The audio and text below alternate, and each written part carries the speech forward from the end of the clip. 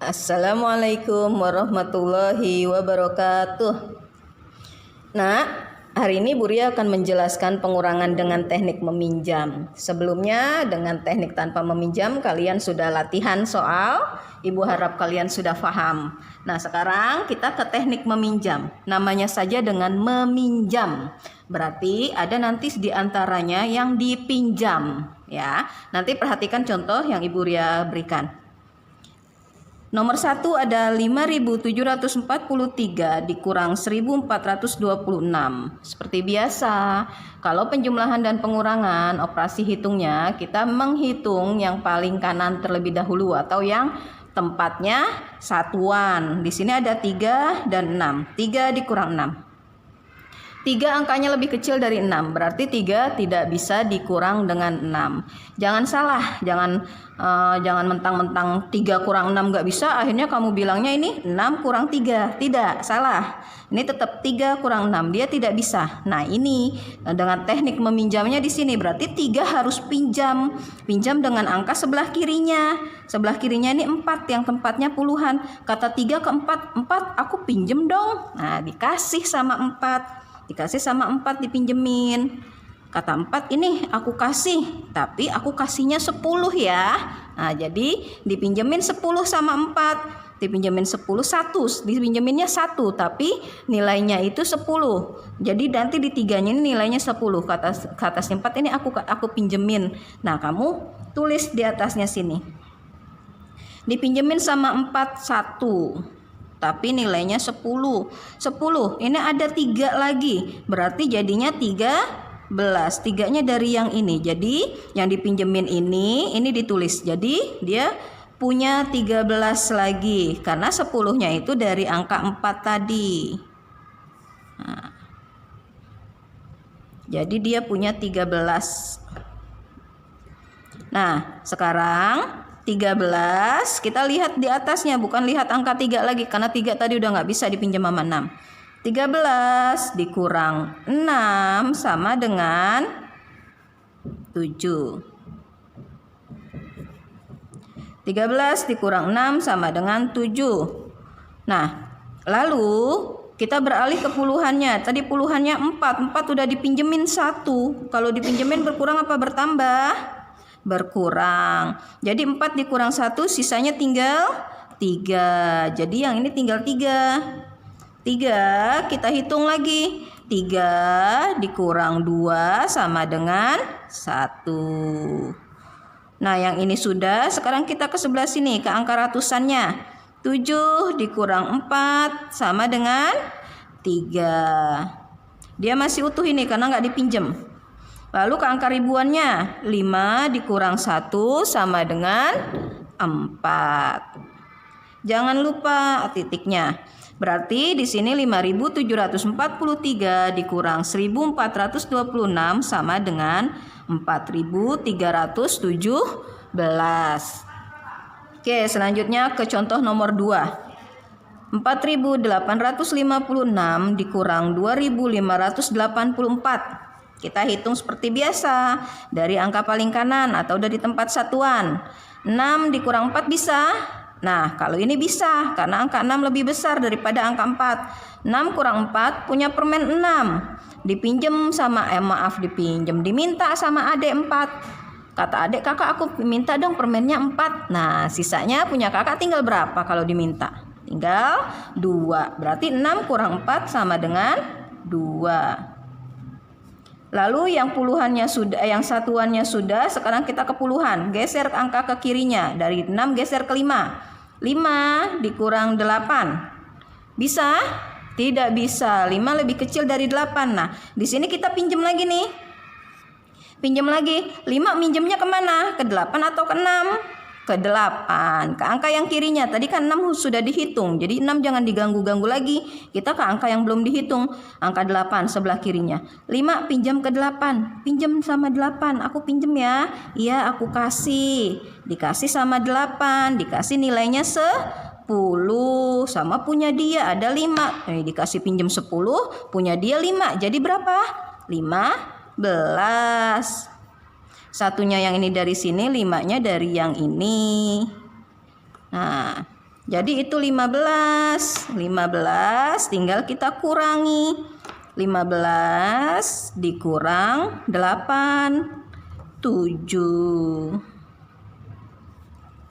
Nah, 8 ini karena udah dipinjem sama 5, tadi dipinjem 1 sama 5, jadinya tinggal 7. 7 dikurang 5, 2. Lalu kita keribuannya 4 dikurang 2. Ini karena angkanya masih utuh, 4 dikurang 2, berarti sisanya berapa? 2. Jangan lupa titiknya. Jadi 4.856 dikurang 2.584 sama dengan 2.272.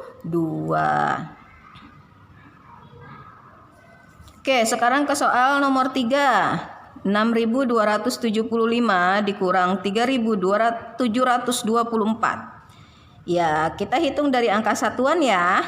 5 dikurang 4 sama dengan 5 kurang 4 sama dengan 1. Punya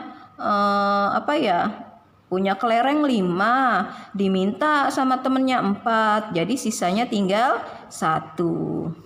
Lalu sekarang ke angka sebelahnya, ke tempat puluhan. 7 dikurang 2. 7 dikurang 2 sama dengan 5. Nah, sekarang kita ke angka sebelahnya ini yang tempat ratusan. 2 dikurang 7 bisa? Tidak bisa. Kalau 7 kurang 2 bisa yang ini, tapi 2 kurang 7 tidak bisa. Ingat, kalau nggak bisa kita pinjam. Pinjam sama siapa si 2 ini? Sama 7 atau 6? Sama 6 ya yang sebelah kirinya. Pinjam ke 6. 6 aku pinjam dong. Dikasih sama 6. Berapa dikasihnya? Dikasihnya 10. Tapi kita tulisnya di sini 1. Dikasih 10. Punya dia 2 jadi 12. Nah yang 6 ini tadinya ngasih ke sini 1 tinggal? Iya, tinggal 5. 6 dikurang 5 sama 6 dikurang 1 sama dengan 5. Oke, kita hitung yang ini dulu, yang 12. 12 dikurang 7 sama dengan 5. Nah, sekarang kita ke sini tadi 6 dipinjemin 1, jadi sisanya tinggal 5. 5 diambil 3 sama dengan 2. Jadi 6.275 dikurang 3.724 sama dengan 2.551. Bagaimana? Sudah paham? Insya Allah paham ya. Oke, nanti kalau ada yang masih belum paham bisa japri Bu Ria ya. Oke, selamat mengerjakan tugas. Ya, baik Nak, kita lanjutkan lagi materinya. Kita lanjutkan dengan muatan bahasa Indonesia. Nah, di halaman 72 di buku cetak kamu itu di situ jelaskan belajar menulis dialog. Dalam menulis dialog, apa sih dialog? Ya, dialog itu percakapan Nak. Kalau dalam bacaan, dalam cerita kamu suka lihat ada percakapannya. Misalnya kayak cerita yang tentang hewan itu, ayo cerita tentang hewan namanya apa? Yang pemerannya itu hewan. Iya, fabel. Misalnya di fabel ada ceritanya, misalnya si kancil dengan si kera misalnya. Nanti kancil ada yang bicara gitu kan, kera juga berbicara, itu namanya dialog. Ya. Dialog itu pembicaraan. Nah, tanda dialog biasanya ditandai kalau di bacaan itu ditandai dengan tanda kutip. Tanda kutip seperti ini. Tanda kutip. Ya.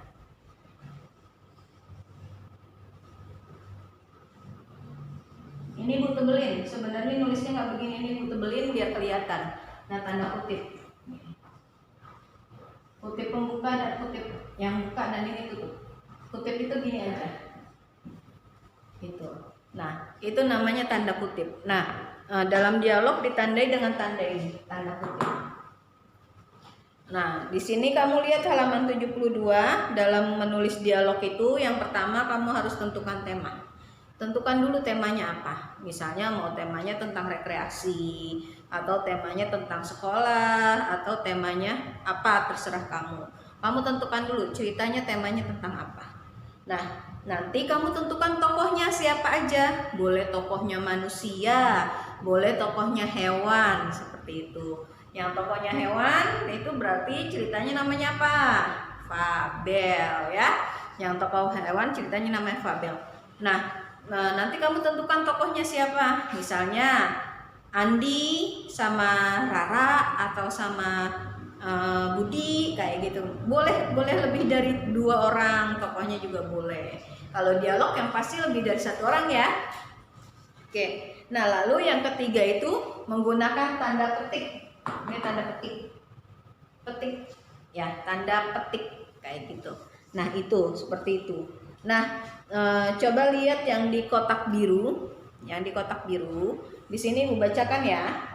Tanda petik digunakan dalam kalimat dialog untuk menandakan kalimat langsung. Kalimat langsung maksudnya adalah kalimat yang diucapkan secara langsung oleh penutur yang terlibat dalam dialog. Jadi dia ngomong langsung gitu. Ngomong langsung dari si yang bicara, dia ngomong langsung ke lawan bicaranya. Misalnya, "Hai, apa kabar?" gitu kan. Nanti sebelum kasih tanda petik dulu di sini. Kutip petik. Ibu hapus ini ya. Di sini. Hai, maaf. Hai, apa kabar?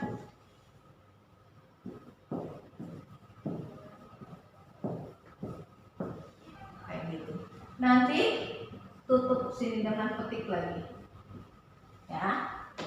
Nah, nanti kata petiknya ada 2. Sebelumnya, hai, apa kabar? Kasih tanda tanya. Nah, ini berarti dia bicara langsung ke pembicaranya. Misalnya di sini Andi. Andi berarti nih Andi yang bicara. Andi bicara gini, "Hai, apa kabar?" Nah, Andi ngomong sama siapa? Misalnya sama Anto. Nah, Antonya jawab, "Alhamdulillah." Ingat ya tanda petik dulu di sini. Alhamdulillah. Kabar saya baik, atau alhamdulillah saya sehat. Boleh seperti itu ya. Ini namanya dialog ya. Ini dia dialognya. Andi dan Anto sedang berdialog ya. Andi nanya, "Hai, apa kabar?" Anto jawab, "Alhamdulillah, kabar saya baik," atau "Alhamdulillah saya sehat, alhamdulillah saya baik." Seperti itu. Itu namanya dialog ya. Nah, ini namanya kalimat langsung. Andi langsung ngomong, bukannya kata dia, bukannya. Tapi Andi langsung ngomong gitu. Langsung bicara ke Anto. Jadi dia berdua bertemu bicara langsung. Gitu. Nah, ya. Seperti di situ ada contohnya. Salman bicara, "Tigor, ayo kita berenang bersama." Kata Tigor, "Ayo, kapan?" Gitu. Nah, itu dia lagi ngomong tuh berdua, lagi ngobrol. Oke? Sudah paham? Mudah-mudahan paham ya. Nah, setelah itu kalau kamu sudah paham, kamu kerjakan yang halaman 73. Kamu buat di sini dialognya. Di sini siapa yang dialog? Misalnya kamu boleh buat dua tokoh atau boleh lebih. Nah, nanti di sini kalimatnya.